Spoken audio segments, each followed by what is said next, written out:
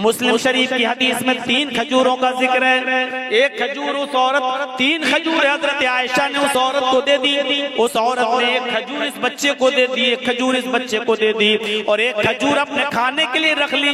बच्चों ने अपनी अपनी खजूरें खा ली और माँ जब खजूर खाने लगी तो बच्चे अपनी माँ की खजूर पर झपट पड़े।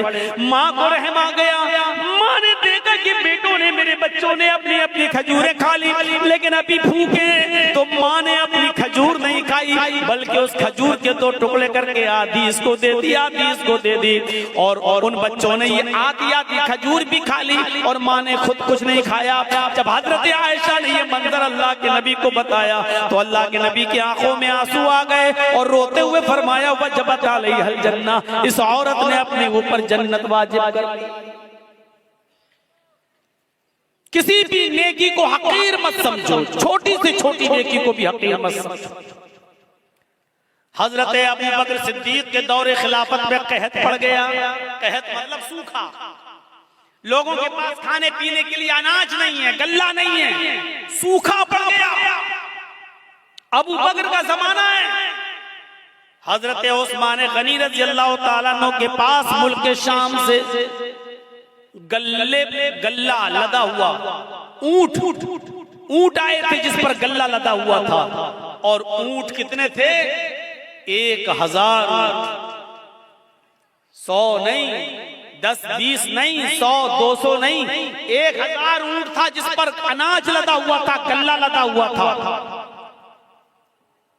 जब मदीने के ताजिरों को पता चला कि अब उस्मान गनी के पास 1000 ऊंट है गल्ले से लदे हुए, तो उनके पास आए और कहने लगे, आए उस्मान, क्या इन गल्ले को बेचोगे? हजरत उस्मान ने कहा, मुझे प्रॉफिट क्या दोगे, नफा क्या दोगे? फरमाया, आपके 10 रुपए का माल हम 12 रुपए में लेने के लिए तैयार हैं। 10 दिरहम का माल 12 दिरहम में लेने के लिए तैयार हैं। हजरत उस्मान ने फरमाया, फिर छोड़ो, मुझे इससे भी ज्यादा प्रॉफिट मिल रही है। कहा कि अच्छा 13 ले लो, आपका हर 10 दिरहम के माल पर 13 दिरहम हमसे ले लो, हम उसको बेचेंगे जितना चाहेंगे। कहत पड़ा हुआ है, सूखा पड़ा हुआ है, हमारा माल तो बिकी जाएगा। आप 10 के दिरहम पर 13 दिरहम ले लो। हजरत उस्मान कहते हैं, मुझे इससे भी ज्यादा मिल रहा है। और लास्ट में बोली लगती है, आए उस्मान, हम 10 का माल 15 दिरहम में लेने के लिए तैयार हैं। हजरत उस्मान कहते, रहने दो, 10 दिरहम पर तुम 15 दिरहम दोगे, लेकिन मुझे इससे भी ज्यादा प्रॉफिट मिल रही है।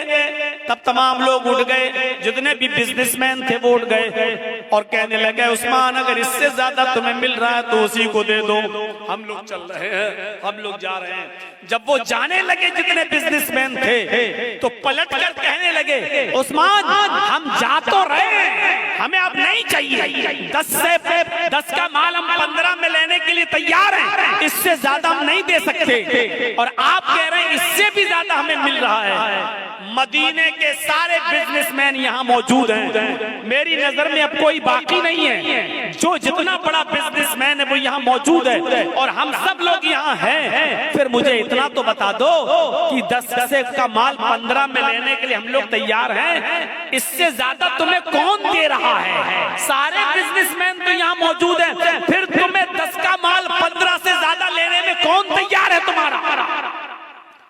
हजरत उस्मान मुस्कुराते हुए जवाब देते हैं कि अल्लाह, मेरा अल्लाह मुझे इससे भी ज्यादा प्रॉफिट दे रहा है। तुम मेरे 10 दिरहम के माल को 15 में खरीदोगे और मेरा अल्लाह 1 दिरहम का माल 10 दिरहम में ले रहा है। तुम 10 का 15 दोगे और मेरा रब 10 का 100 दे रहा है, 1 का 10 दे रहा है। तुम 10 दिरहम का माल 15 दिरहम में ले रहे हो और मेरा रब 10 दिरहम का माल 100 दिरहम में ले रहा है। यानी हम ये सारा का सारा माल 1000 गल्ले से लदे हुए उन ऊंटों पर, जो माल लदा हुआ, गल्ला लदा हुआ इन ऊंटों पर, हम ये सारा का सारा सदका करेंगे, खैरात करेंगे, अल्लाह की राह में खर्च कर देंगे, गरीबों और मिस्कीनों तक पहुंचाएंगे। और मेरा रब 1 दिरहम का माल का सवाब मुझे 10 गुना देगा, 10 गुना देगा। यानी 10 दिरहम का सवाब हमें 100 दिरहम के बराबर देगा। 1000 गल्ले से लदे हुए ऊंटों के सदके का सवाब 10 गुना बढ़ाकर, आप गौर करो, 1000 का 10 गुना बढ़ा दो तो 10,000 गल्ले से लदे हुए ऊंटों का सदका करने का सवाब हमें मिलेगा। इसलिए आप जाइए, हमें आपको माल नहीं बेचना है। मैंने कहा छोटी से छोटी नेकी को भी हकीर मत समझो। देखो हजरत उस्मान गनी को 10 का 15 मिल रहा था, लेकिन इसके बावजूद गरीबों में और मिस्कीनों में सारा का सारा माल लुटा दिया, खर्च कर दिया, फी सबीलिल्लाह दे दिया। अब देखो यहाँ तो मदरसों के लिए, ताउन के लिए कितना मनाना पड़ता है, कितने झांसे देना पड़ते हैं, कितना बोतल में उतारना पड़ता है, तब जाकर 100 रुपए और 200 रुपए और 500 रुपए और 1000 रुपए हमारी जेब से निकलते हैं। हजरत उस्मान गनी की सखावत से सीखो। 1000 गल्ले से लदे हुए ऊंट, ये भी नहीं कहा चलो 1 ऊंट का माल हम खर्च कर देते हैं अल्लाह की राह में, नहीं, पूरा का पूरा 1000 ऊंट गल्ले से लदे हुए सबका सब खर्च कर दिया और सबका सब सदका और खैरात कर दिया। ये जज्बा था, ये जज्बा था हजरत उस्मान गनी का। छोटी से छोटी नेकी को भी हकीर मत समझो। हजरत अबू बकर सिद्दीक के दौरे खिलाफत में, हजरत अबू बकर सिद्दीक के दौरे खिलाफत में हजरत उमर का मामूल ये था कि रात में उड़ते, सुनिए, रात में उड़ते और तहज्जुद की नमाज पढ़ने के बाद फजर की नमाज से पहले, फजर की नमाज से पहले तहज्जुद की नमाज पढ़ने के बाद वो रात में निकल जाते और एक बूढ़ी औरत के घर पे जाते, उसके बर्तन साफ कर देते, उसके कपड़े धुल देते और उसके घर में झाड़ू लगा दिया करते थे। किसी नेकी को हकीर मत समझो। हजरत उमर फारूक का मामूल देखिएगा, क्या कर रहे हैं, तहज्जुद की नमाज पढ़ी फजर की नमाज से पहले और फिर चले गए, एक बूढ़ी औरत के घर गए, उसके बर्तन मांज दिए, उसके कपड़े धुल दिए और उसके घर में झाड़ू लगा दिया।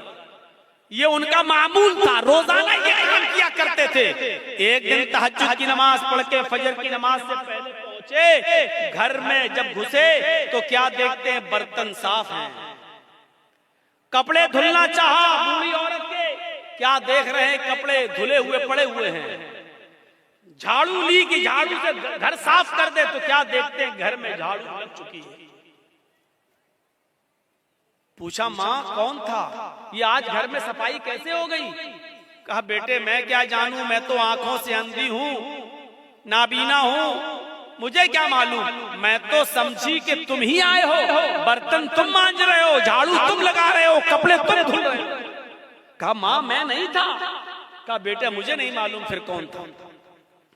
हजरत उमर फारूक दूसरे दिन भी यही टाइम पर आए तो क्या देखते हैं, दूसरे दिन भी बर्तन मांजे जा चुके हैं।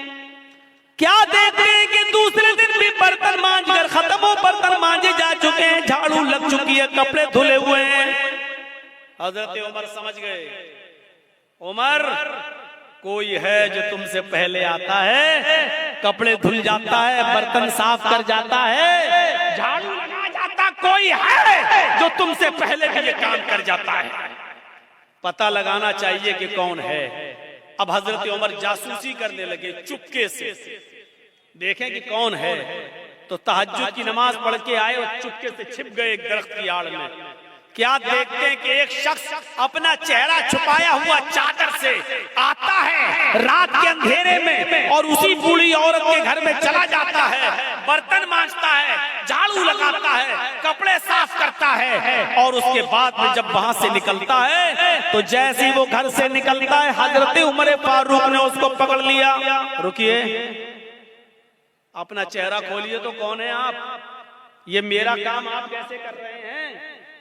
अब उसने कहा ये मेरा तेरा क्या लाया है, तुम पहले आ जाओ, तुम कर लो, हम पहले आ जाएं, हम कर लें, चेहरा नहीं दिखा सकता। हजरत उमर ने कहा तुम्हें अल्लाह का वास्ता चेहरा खोलो, मैं देखना चाहता हूँ कि मुझसे भी पहले ये काम कौन करने आता है। जब अल्लाह का वास्ता दिया और जब चेहरा खोला तो क्या देखते हैं कि वो कोई और नहीं, हजरत अबू बकर सिद्दीक रज़ी अल्लाह तआला खलीफा हैं। अरे आज आपके इलाके का चीफ मिनिस्टर किसी गरीब के कपड़े क्या धुलेगा? आपके यहाँ का मामूली मुखिया और सरपंच भी, आपके इलाके का मामूली मुखिया और मामूली सरपंच भी किसी गरीब के, किसी बूढ़ी औरत के कपड़े अपने हाथ से नहीं धुल सकता है। हजरत अबू बकर सिद्दीक रज़ी अल्लाह तआला अन्हु खलीफतुल मुस्लिमीन है, खलीफतुल मोमिनीन है। और क्या हजरत उमर देखते हैं कि कौन कपड़े साफ कर रहा है? अबू बकर सिद्दीक।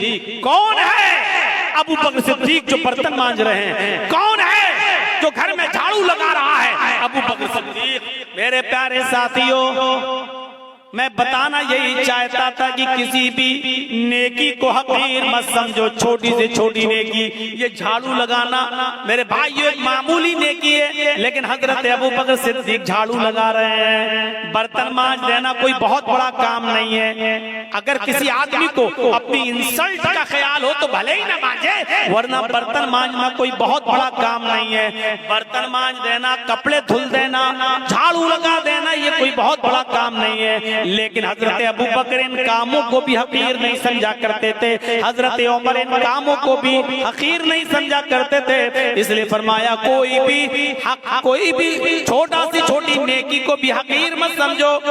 खजूर ना हो, खजूर का टुकड़ा ही सबका हो, खैरात करो। मेरे प्यारे साथियों, इन चीजों को अपने जहन में रखिए,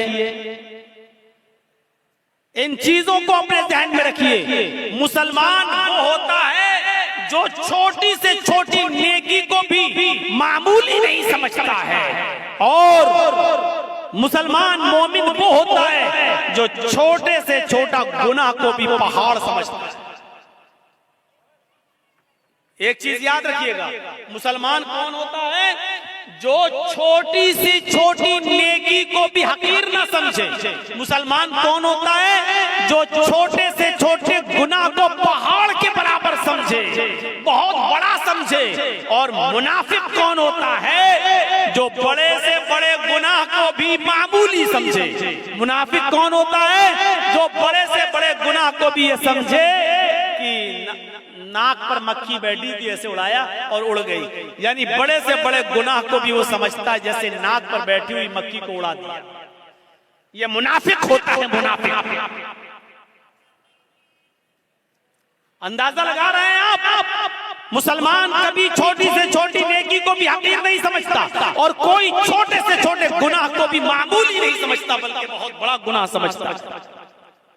सहाबा किराम फरमाते हैं, आए लोगों, जिन गुनाहों को तुम मामूली समझकर कर जाते हो, हम अल्लाह के नबी के जमाने में, हम रसूलुल्लाह सल्लल्लाहु अलैहि वसल्लम के जमाने में, हम छोटे से छोटे और मामूली से मामूली गुनाह को भी पहाड़ के बराबर समझा करते थे, पहाड़ के बराबर जाना करते थे। हम नबी अकरम सल्लल्लाहु अलैहि वसल्लम के जमाने में मामूली से मामूली गुनाह को भी पहाड़ के बराबर समझा करते थे।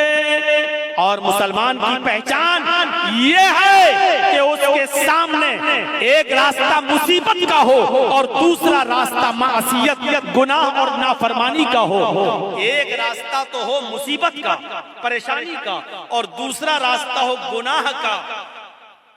तो मुसलमान वो होता है जो मुसीबत के रास्ते को इख्तियार कर लेता है, लेकिन गुनाह के रास्ते को इख्तियार नहीं करता। अब मैं मिसाल दूंगा। अल्लाह ने फरिश्तों को सिर्फ नेकियां करने की सलाहियत दी है, गुनाह करने की सलाहियत फरिश्तों के पास नहीं है। किसी फरिश्ते से कहो जुआ खेल के दिखाओ, तो कोई फरिश्ता जुआ नहीं खेल सकता। किसी फरिश्ते को कभी आपने सुना है कि उसने शराब पी? नहीं पी सकता। क्यों? क्योंकि अल्लाह ताला ने फरिश्तों को गुनाह करने की सलाहियत दी ही नहीं है। अल्लाह ने इंसान को गुनाह करने की भी सलाहियत दी, और नेकी करने की भी सलाहियत दी। और यही इंसान का कमाल है। कमाल जानते हो, इंसान के मुकम्मल होने की दलील यही है। फरिश्ते मुकम्मल नहीं है, इंसान मुकम्मल है। इसीलिए अल्लाह ताला ने इंसान का दर्जा फरिश्तों से भी बुलंद रखा है, बुलंद फरिश्तों से भी बुलंद रखा है। क्यों? क्योंकि फरिश्तों ने अल्लाह को देखा, फरिश्तों ने जन्नत देखी, फरिश्तों ने जहन्नम देखी। फरिश्तों ने तो जन्नत जहन्नम देखी है। अगर वो अल्लाह की हर वक्त इबादत करते हैं तो ये कोई कमाल नहीं है। कमाल तो ये है कि हमने और आपने और मुसलमानों ने जन्नत नहीं देखी फिर भी जन्नत में जाने की ख्वाहिश, जहन्नम नहीं देखी फिर भी जहन्नम से बचने की ख्वाहिश, जहन्नम नहीं देखी फिर भी दुआ करते हैं रब्बना आतिना फिद दुनिया हसनतन व फिल आखिरति हसनतन व क़िना अज़ाबन नार। ऐ अल्लाह हमको दोज़ख के अजाब से बचा ले। हमने और आपने दोज़ख जहन्नम नहीं देखी फिर भी ये दुआ करते हैं रब्बना सिर्फ अन्ना अज़ाब जहन्नम इन्ना अज़ाबहा काना गरामा। ऐ अल्लाह जहन्नम का अजाब हमसे फेर दे, जहन्नम का अजाब हमसे हटा ले। इन्ना अज़ाब काना गरामा, तेरा अज़ाब बहुत ही ज्यादा सख्त और चिमटने वाला है। ये हमें और आपको ये दुआ करना पड़ती है। क्यों? हालांकि जहन्नम देखी नहीं है। एक बूढ़ा आदमी है और वो अंधा है। एक अंधा आदमी जा रहा है और रास्ते से खूबसूरत लड़की चली आ रही है, खूबसूरत हसीन और जमील, बला की हसीन और जमील। लेकिन एक अंधा नौजवान जा रहा है, उस बेचारे को लड़की दिखाई नहीं दे रही है। इसमें उस अंधे का क्या कमाल है? अब वो अंधा उस लड़की को देख ही नहीं पा रहा है, उसके हुस्न और जमाल को देख ही नहीं पा रहा है, तो इसमें अंधे का क्या कमाल है? अगर अंधा उस लड़की को नहीं छेड़ता है, या अंधा उस लड़की के करीब नहीं जाता है, या उस लड़की से कुछ गुफ्तगू नहीं करता है और उस लड़की को नहीं देख रहा, तो इसमें अंधे का क्या कमाल है भाई? उसको तो दिखता ही नहीं है। कमाल तो उस नौजवान का है जो पूरी तरीके से जवान हो चुका है और सामने से खूबसूरत लड़की आ रही है, बला की हसीना है। इसकी नजरें उठी लेकिन इसने अपने निगाहों को नीचा कर लिया, फौरन निगाह को झुका लिया। बावजूद इसके कि आंखें थी, बावजूद इसके कि उस लड़की को देख सकता था, बावजूद इसके कि ये उस लड़की से बातें करने पर कादिर था, ताकत थी इसके पास सब कुछ, लेकिन इसके बावजूद इसने अपने आप को बचाया और नजरें नीची कर ली। ये है इंसान का कमाल कि ताकत होने के बावजूद देखने की नहीं देख रहा है। ये है उस लड़की के पास जा सकता था लेकिन नहीं जा रहा है, ताकत होने के बावजूद उस अपने आप को बचा रहा है। ये है कमाल मेरे भाइयों। इसीलिए मैदान महशर में कयामत के दिन जो लोग अर्शे इलाही के साए में होंगे, जो लोग कयामत के दिन जिनको अर्शे इलाही का साया नसीब होगा, उन लोगों में एक शख्स वो भी होगा, इन लोगों में एक शख्स वो भी होगा मेरे भाइयों, जिसको दुनिया में किसी खूबसूरत लड़की ने बुलाया, रजुलुन तलबत हुमरातु ज़ात मनसबि व जमाल फ़क़ाल इन्नी अख़ाफ़ुल्लाह। जिसको खूबसूरत लड़की ने गुनाह करने की दावत दी कि आओ, उसके पास वक्त भी है, उसके पास पैसा भी है, उसके पास टाइम भी है, उसको कोई लड़की हसीन और जमील दावत नजारा भी दे रही है, उसको गलत काम के लिए बुला भी रही है और उसको सारे मौके भी फराम कर रही है। इसके पास भी मौका, उसके पास भी मौका, इसके पास भी टाइम ही टाइम, उसके पास भी टाइम ही टाइम।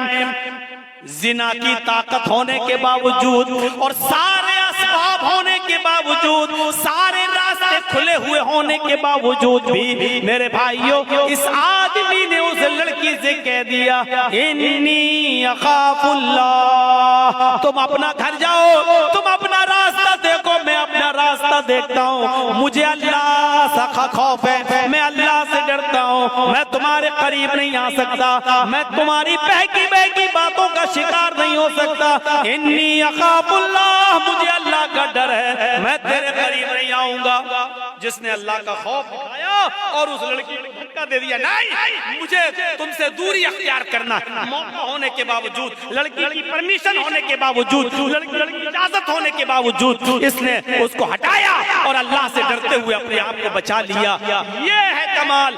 ऐसा इंसान कयामत के दिन अर्श इलाही के साए में होगा, जब कयामत के दिन और कोई दूसरा साया नहीं होगा। मेरे भाइयों, फअल्हमहा फुजूरहा व तक़वाहा, हमने इंसान को दोनों सलाहियतें देकर भेजा है। इंसान को गुनाह की ताकत भी दी है और नेकियों की ताकत भी दी है। इंसान नेकी का काम भी कर सकता है और गुनाह का काम भी कर सकता है, लेकिन कमाल तो ये है कि गुनाह करने पर ताकत होने के बावजूद गुनाह न करे।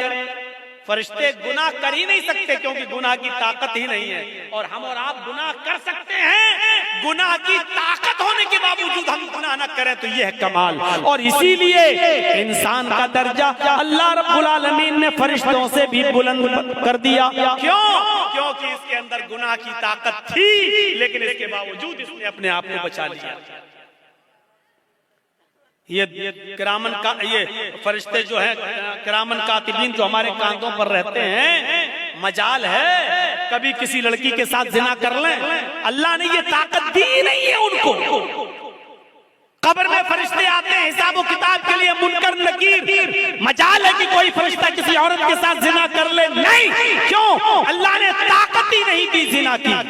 जिना की ताकत इंसान के पास है और ताकत होने के बावजूद अपने आप को जिना से बचा ले, ये है फरिश्तों से भी बड़ा काम, ये है बड़ा दिल गुर्दे का काम। और जिसने इस काम को अब कर लिया, अंजाम दे लिया, ताकत होने के बावजूद अपने आप को बचा लिया, मेरे भाइयों, इसका मकाम और मर्तबा फरिश्तों से बुलंद है, फरिश्तों से बुलंद। वयुदखिलकुम जन्नातिन तजरी मिन तहतिहा अनहार, अल्लाह ऐसी जन्नतों में तुम्हें दाखिल करेगा जिसके नीचे नहरें बह रही हैं।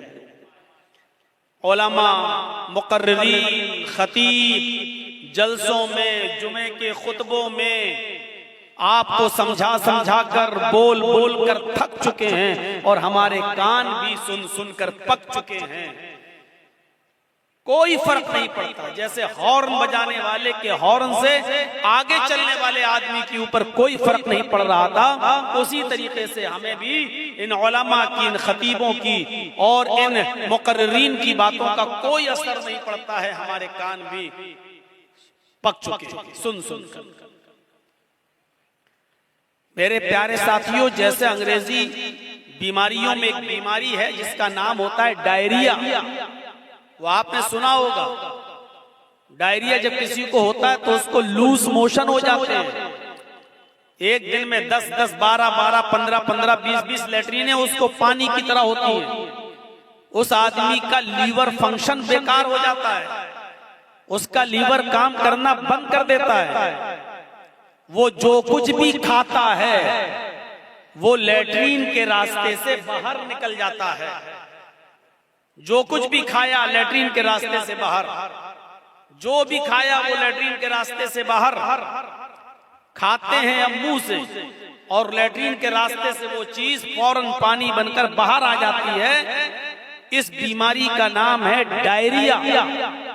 लीवर फंक्शन काम करना बंद। हम जो खा रहे हैं ना उसका ब्लड बन रहा है, हम खा रहे हैं उसका न तो ताकत बन रही है, हम जो खा रहे हैं वो पानी बनकर पेट के रास्ते से वो चीज बाहर आ जाती है। न उससे ब्लड बन रहा है, न उससे ताकत बन रही है, न एनर्जी आ रही है, बल्कि कई कई मोशन हो जाने के बाद हमें कमजोरी भी आने लगती है। क्यों?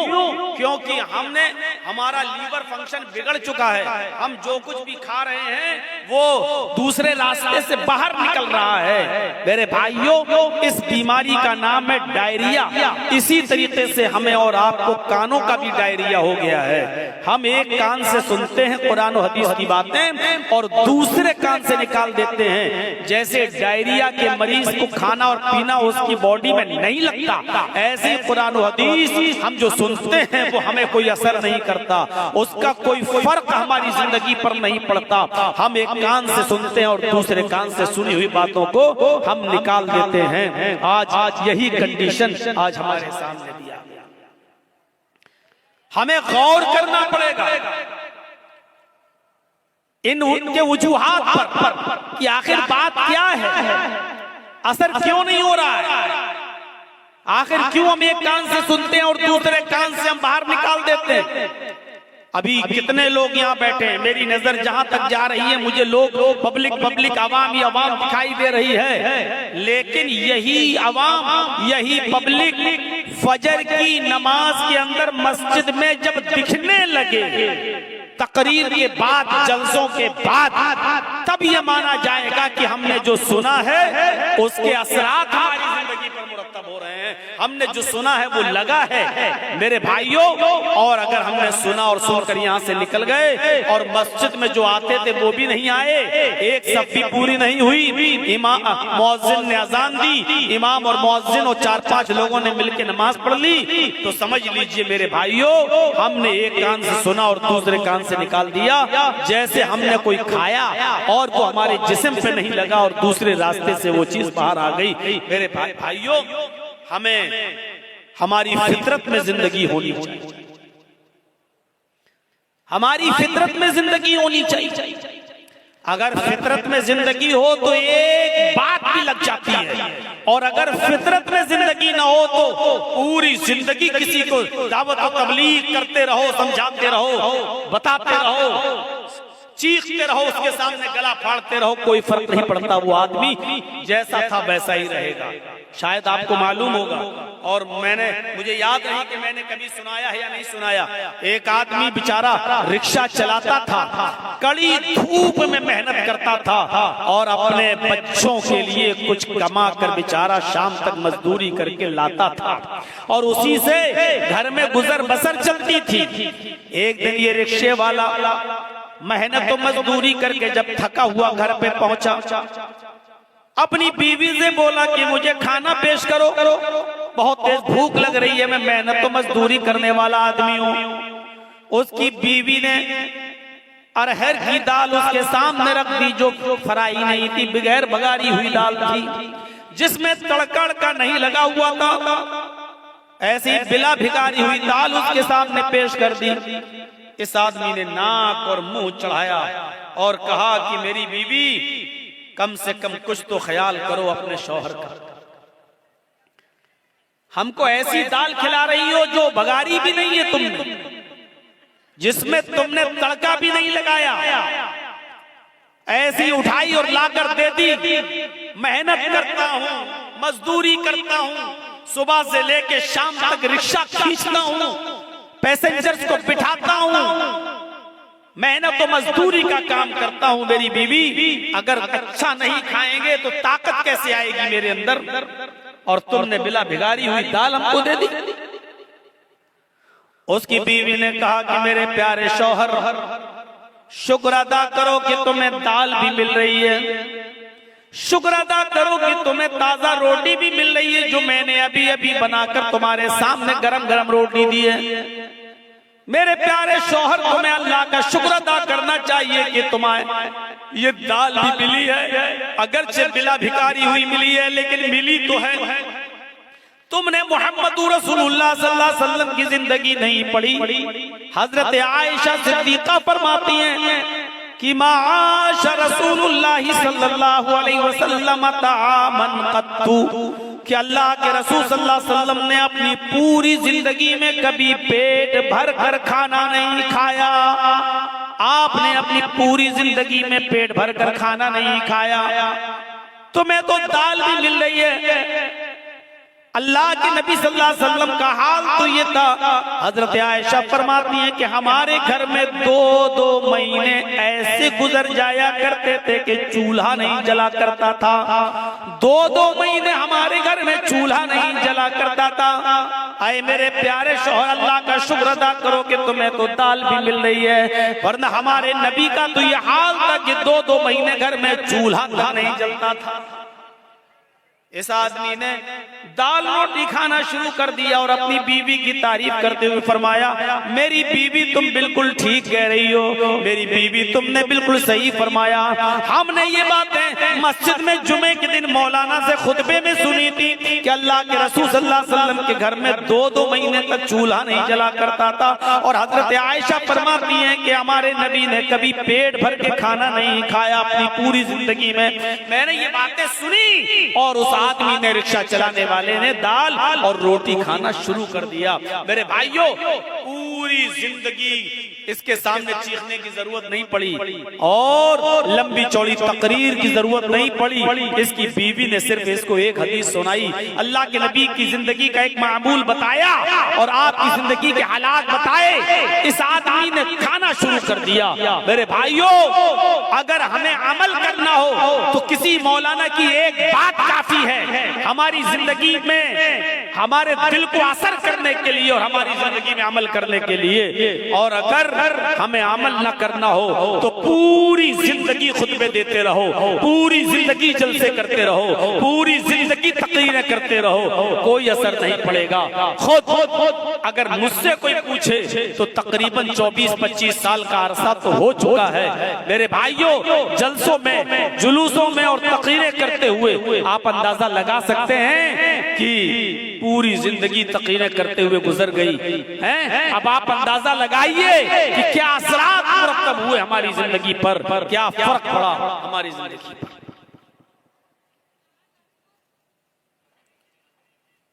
अबुल हाकिम हमीदुद्दीन कुरैशी का नाम सुना होगा।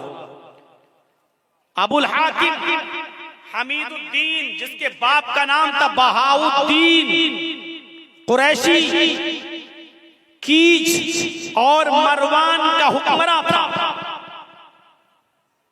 कीज और मरवान का हाकिम गुजरा, बादशाह था, हाकिम वक्त था, और 21 साल तक इसने बड़ी शानदार हुकूमत चलाई। अपने बाप बहाउद्दीन के मरने के बाद अबुल हाकिम हमीदुद्दीन को जब हाकिम बनाया गया तो 21 साल तक हुकूमत चलाई। बीचों बीच शहर में, कीज में या मरवान में, इसका एक आलीशान बाग था, गार्डन। उस बाग के अंदर ये कभी कभी चहलकदमी के लिए जाया करता था अबुल हाकिम हमीदुद्दीन, और वहां थोड़ी देर आराम किया करता था। उस बाग की देखरेख के लिए उसने एक लौंडी, एक खादिमा को रख लिया था। उस लौंडी का काम यह था कि बाग में पानी मारती और अपने हाकिम के लिए, अपने मालिक के लिए, अपने आका के लिए बिस्तर को बिछा देती थी ताकि वो आएंगे और यहां आराम करेंगे। एक दिन अबुल हाकिम हमीदुद्दीन बाग में गया। उसने देखा कि जिस बिस्तर पर मैं आराम करता हूं उस बिस्तर पर लौंडी सो रही है, मेरी खादिमा सो रही है। भाई उसने देखा लौंडी जो थी, उसकी खादिमा जो थी, उसने सोचा कि हम रोजाना इसका बिस्तर बिछाते हैं, नरम गरम बिस्तर, फूल भी उस पर डालते हैं, देखें इस नरम गरम बिस्तर पर थोड़ी देर लेट कर देखते हैं अमीरों का बिस्तर कैसा होता है, हाकिम वक्त का बिस्तर कैसा होता है, देखें उस पर लेटने में कैसा महसूस होता है। इस अबुल हाकिम ने हमीदुद्दीन के बिस्तर पर ये थोड़ी देर के लिए लेट गई, ये सोचकर कि देखें बिस्तर कैसा होता है। जैसी वो लेटी और उसको नींद आ गई। अबुल हाकिम हमीदुद्दीन के बिस्तर पर जब ये लौंडी लेटती है तो उसको नींद आ गई, और जैसी नींद आई हमीदुद्दीन वहां पहुंच जाता है। उसने देखा कि मेरे बिस्तर पर ये लौंडी लेटी हुई है। उसने चाबुक उठाया, उसने कोड़ा निकाला और उसने एक कोड़ा अपनी लौंडी को मार दिया।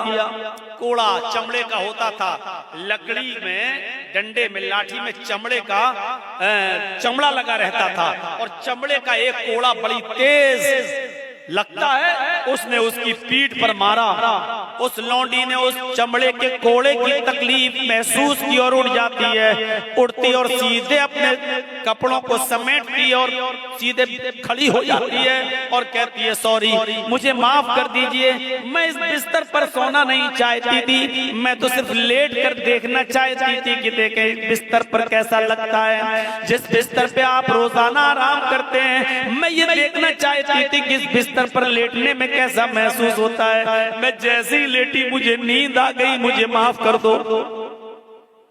अबुल हाकिम ने कहा हमीदुद्दीन ने, नहीं, सजा मिलेगी। तेरी हिम्मत कैसे हुई इस बिस्तर पर लेटने की?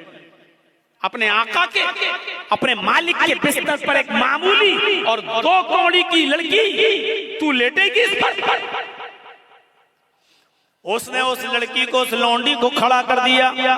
एक कोड़ा तो मार चुका था उसने, एक एक करके 9 कोड़े और मारे। दूसरा कोड़ा मारा, उस लौंडी की खाल छिल गई। तीसरा कोड़ा मारा, खाल और फट गई। चौथा कोड़ा मारा, पूरी चमड़ी लाल पड़ गई। 5वां कोड़ा मारा, खून गिरने लगा। 6ठा और 7वां कोड़ा भी मारा, खून के कतरे अब जमीन के ऊपर गिरने लगे और उस लौंडी के कपड़े लाल होने लगे। लेकिन उस लौंडी ने हिम्मत बांध ली। ये एक एक कोड़ा मारता जाता और वो मुस्कुराती जाती। इसने एक और कोड़ा मारा, वो और तेज मुस्कुराई। इसने एक और कोड़ा मारा तो वो और तेज मुस्कुराई।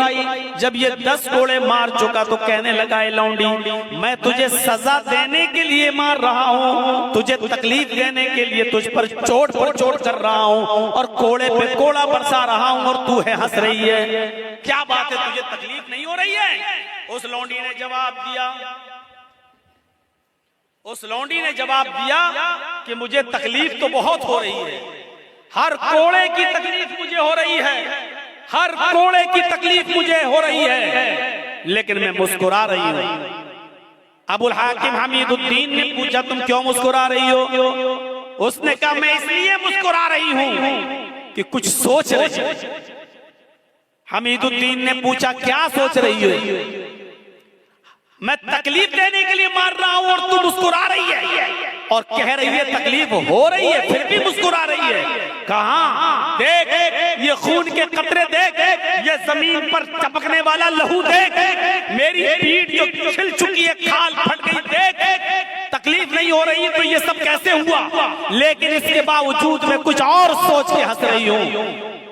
अबुल हाकिम हमीदुद्दीन ने पूछा, वही तो मैं सुनना चाहता हूँ, क्या सोच के हंस रही है? उसने कहा, मैं ये सोचकर हंस रही हूँ कि थोड़ी देर तेरे बिस्तर पर लेट गई तो तेरी अदालत में मुझे ये सजा मिली, थोड़ी देर में तेरे बिस्तर पर सो गई, थोड़ी देर मैंने आराम कर लिया तो तेरी अदालत में मुझे ये सजा मिली। मैं तेरे बारे में सोच रही हूँ कि तू तो पूरी जिंदगी ऐशो आराम में रहा है, तू तो पूरी जिंदगी आराम से सोता है, तुझे तो कभी तकलीफ ही नहीं होती। जब थोड़ी देर सोने में तेरी अदालत में ये तकलीफ है, जब थोड़ी देर आराम करने की और आराम से सोने की तेरी अदालत में ये सजा है, तो अल्लाह की अदालत में उस आदमी की सजा क्या होगी जो पूरी जिंदगी ऐशो आराम में सोता है, जिसको कभी कोई तकलीफ नहीं पहुंचती, उसकी सजा अल्लाह की अदालत में क्या होगी?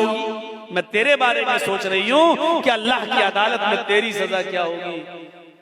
हमीदुद्दीन अबुल हाकिम ने कोड़ा जमीन पर फेंका, उस लौंडी से कहा, जा, मैंने तुझे आजाद कर दिया, जा, आज के बाद तू मेरी गुलामी से, मेरी लौंडियत से निकल गई, मैंने तुझे आजाद कर दिया, जा, तुझे जहां जाना हो, आज के बाद तू मेरी लौंडी नहीं। और उसके बाद में हुकूमत छोड़ी, हुक्मरानी को खैराबाद कह दिया, इस्तीफा दे दिया और उलमा की सोहबत में चला गया, बहुत बड़ा दाई बन गया, बहुत बड़ा मुबल्लिग बन गया, लोगों को दावत और तबलीग का फरीज़ा अंजाम देने लगा, लोगों को अल्लाह और उसके रसूल की बातें बताने लगा। और अबुल हाकिम हमीदुद्दीन का इंतकाल जब हुआ तो वो गुमनामी की मौत मरा। आज तक पता नहीं चला कि अबुल हाकिम को, हमीदुद्दीन को दफन पक्का किया गया। फिर उसने शोहरत छोड़ दी, नाम के लिए जीना छोड़ दिया और दावत व तबलीग का फरीज़ा अंजाम देना शुरू कर दिया और पूरी जिंदगी फिर गुमनामी की जिंदगी जिया। इस पूरे वाक़े को बताने का मकसद मेरा सिर्फ यह है कि कोई लंबी चौड़ी तकरीर नहीं हुई थी, बहुत ज्यादा इसके सामने बातें नहीं रखी गई थी। सिर्फ उस लौंडी ने इतना कहा था कि अगर थोड़ी देर आराम करने की सजा तेरी अदालत में मेरी ये है तो तेरी सजा अल्लाह की अदालत में क्या होगी जो पूरी जिंदगी ऐशो आराम के साथ रहा। इतनी सी बात अबुल हाकिम को, हमीदुद्दीन को असर कर जाती है और वो नेक बन जाता है, मुत्तकी बन जाता है, परहेजगार बन जाता है और उसने अपनी जिंदगी के अंदर एक इनकलाब पैदा कर लिया है और गुमनामी की जिंदगी जीता है और कब मरता है पता नहीं चलता। फितरत में जिंदगी हो तो एक जुमला काफी, और फितरत में जिंदगी न हो तो पूरी जिंदगी चीखते रहो, चिल्लाते रहो। बताया ना कल बताया था ना अबू तालिब का वाकया।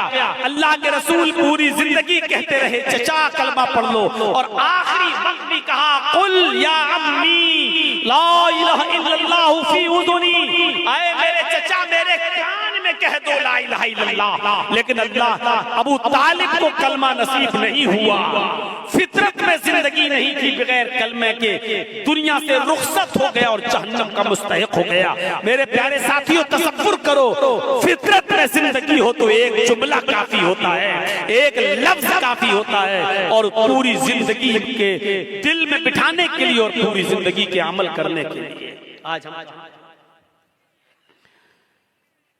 हमारे पास कहां है नेकियां? है कोई मुहासिबा करता अपनी नेकियों का? छोटी से छोटी नेकी को भी हकीर मत समझो, छोटी से छोटी नेकी को भी हकीर मत समझो। कुरान पढ़िए, अल्लाह रब्बुल आलमीन फरमाता है फमन यअमल मिस्काल ज़र्रतिन खैरन यरा व मन यअमल मिस्काल ज़र्रतिन शर्रन यरा। अगर जर्रा बराबर भी नेकी करोगे तो उसको भी तुम अपने रब के नाम, अपने नामे आमाल में देख लोगे। जर्रा बराबर भी बुराई करोगे तो उसको भी तुम अपने नामे आमाल में देख लोगे। छोटी से छोटी नेकी को भी हकीर मत समझो। इसमें क्या हो जाएगा? कल मैंने बताया था ना, छोटी से छोटी नेकी, रास्ते से गुजर रहे हैं, पत्थर पड़ा हटा दो, कांटा पड़ा हटा दो, ये ना समझो यार ये कोई नेकी है। छोटी से छोटी नेकी को भी हकीर मत समझो।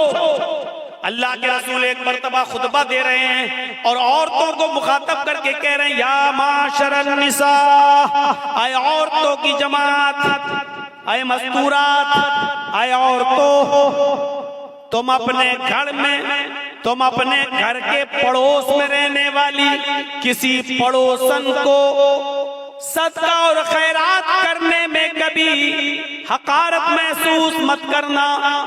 तुम अपने घर के पड़ोस में रहने वाली पड़ोसन को सदका और खैरात करो, अगरचे कुछ भी देने के लिए ना हो तो एक बकरी का खुर ही दे दिया करो। बकरी का खुर ही क्यों ना हो? बकरी का खुर, बकरी जिससे चलती है, ये पैरों का ये निचले वाला हिस्से को खुर कहा जाता है ना।